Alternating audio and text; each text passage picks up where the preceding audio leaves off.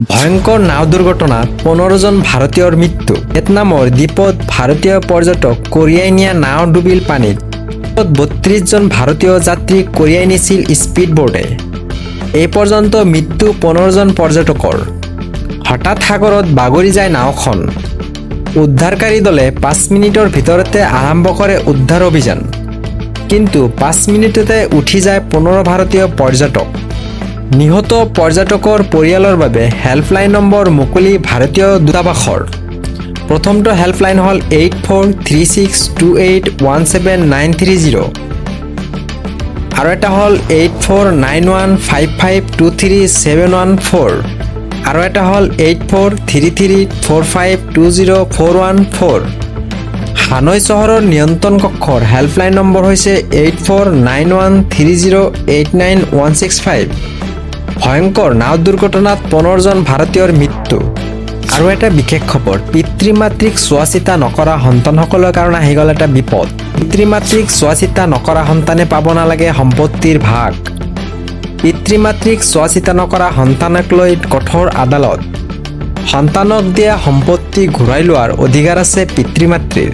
সন্তানে বৃদ্ধ বয়সত অজ্ঞতা কৰে পিতৃ মাতৃক, তেনে সন্তানক বঞ্চিত কৰিব লাগে পৈতৃক সম্পত্তিৰ পৰা। এক গোচৰত বম্বে উচ্চ ন্যায়ালয়ৰ এক গুৰুত্বপূৰ্ণ মন্তব্য। পিতৃয়ে ক্ৰয় কৰা প্লট খালী কৰিবলৈ পুত্ৰক নিৰ্দেশ দিলে আদালতে। পিতৃ মাতৃক চোৱা চিতা নকৰা সন্তানে পাব নালাগে সম্পত্তিৰ ভাগ। ১০০০ মিছাইল সাজু কৰি ট্ৰাম্পৰ মুকলি সতৰ্কবাণী। ইৰাণে যদি ট্ৰাম্পক হত্যা বা হত্যাৰ চেষ্টা কৰে তেন্তে পেলোৱা হ'ব এই মিছাইলবোৰ। বিশ্বৰ কোনো প্ৰান্তৰ পৰা হত্যাৰ ষড়যন্ত্ৰ ৰচিলেই পৰিণাম হ'ব ভয়ংকৰ। আমেৰিকাৰ সেনাবাহিনীক ইতিমধ্যে দিয়া হৈছে নিৰ্দেশ।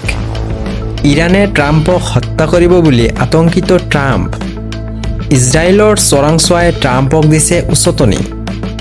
আমেৰিকাই ইজৰাইলৰ চোৰাংচোৱাই দিছে ভয়ংকৰ তথ্য। ইজৰাইলৰ উচতনিত ইৰাণৰ আক্ৰমণ ভয়ংকৰ কৰি তুলিছে আমেৰিকাই। ট্ৰাম্পে ৰাজহুৱাকৈ জনাইছে ইৰাণে মোক হত্যা কৰিব বিচাৰিছে। ইৰাণে ভিতৰি ট্ৰাম্প হত্যাৰ ষড়যন্ত্ৰ ৰচিলে বুলি দাবী ইজৰাইলৰ। পূৰ্বতকৈ যথেষ্ট সতৰ্ক হৈছে ট্ৰাম্পে। খামেনিৰ জানাজাত ইৰাণৰ জনতাৰ সংকল্প। ইৰাণৰ হোটেলত আঁৰি দিয়া হৈছে ট্ৰাম্প বিৰোধী বেনাৰ। ট্ৰাম্পৰ বিৰুদ্ধে একত্ৰিত ইৰাণৰ জনতা। ইৰাণৰ জনতাক লাগে প্ৰতিশোধ। অধিক ভয়ংকৰ হৈ পৰিছে ইৰাণ আমেৰিকাৰ আক্ৰমণ প্ৰত্যাক্ৰমণ। ১০০০ মাৰ্কিন ক্ষেপণাস্ত্ৰ সাজু ইৰাণ আক্ৰমণ কৰিবলৈ। গুৱাহাটীত সংঘটিত হ'ল এক জঘন্য কাণ্ড। পূজাৰী এজনে কৰিলে কুকৰ্ম। গুৱাহাটীত কাম বিচাৰি অহা যুৱতীৰ সৈতে পূজাৰীৰ কুকৰ্ম। খানাপাৰাত সংঘটিত হৈছে এই জঘন্য ঘটনাটো। পাখণ্ড পূজাৰীটোৰ নাম ৬০ বছৰীয়া শিৱপ্ৰসাদ শৰ্মা। বিশেষভাৱে সক্ষম যুৱতীগৰাকীক যৌন নিৰ্যাতন এই পূজাৰীজন।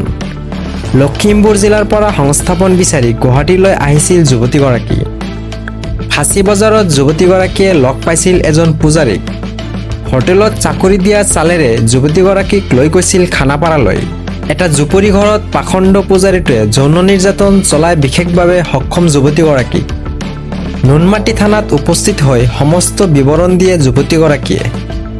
নুনমাটি আৰক্ষীয়ে নাৰেংগীৰ পৰা ধৰে এই পূজাৰীটো। এটা বিশেষ খবৰ, মছজিদ আৰু মাদ্ৰাছাত আশ্ৰয় ল'ব লগা হ'ল বহু হিন্দু লোকৰ। মছজিদ মাদ্ৰাছাত আশ্ৰয় লৈ ৰক্ষা পৰিল বহু হিন্দু লোকৰ জীৱন। বানত ককববাই থকা লোকক ৰক্ষা কৰিবলৈ মুছলমান সমাজে আগবাঢ়ি আহিলে। বানক্ৰান্তক আশ্ৰয় দিলে মছজিদ আৰু মাদ্ৰাছাত। গুজৰাটত বানে লৈছিল ভয়ংকৰ ৰূপ। বৰ্তমান পৰ্যন্ত বানত মৃত্যু হৈছে ২৩ জনকৈ লোকৰ। বানত আবদ্ধ লোকক উদ্ধাৰৰ বাবে আগুৱাই আহিছে মুছলমানৰ সংগঠন। প্ৰায় ৪০০০ লোকক উদ্ধাৰ কৰি স্থানান্তৰ কৰা হৈছে নিৰাপদ স্থানলৈ। মছজিদ মাদ্ৰাছাত আশ্ৰয় লৈ ৰক্ষা পৰিল বহু হিন্দু লোকৰ জীৱন।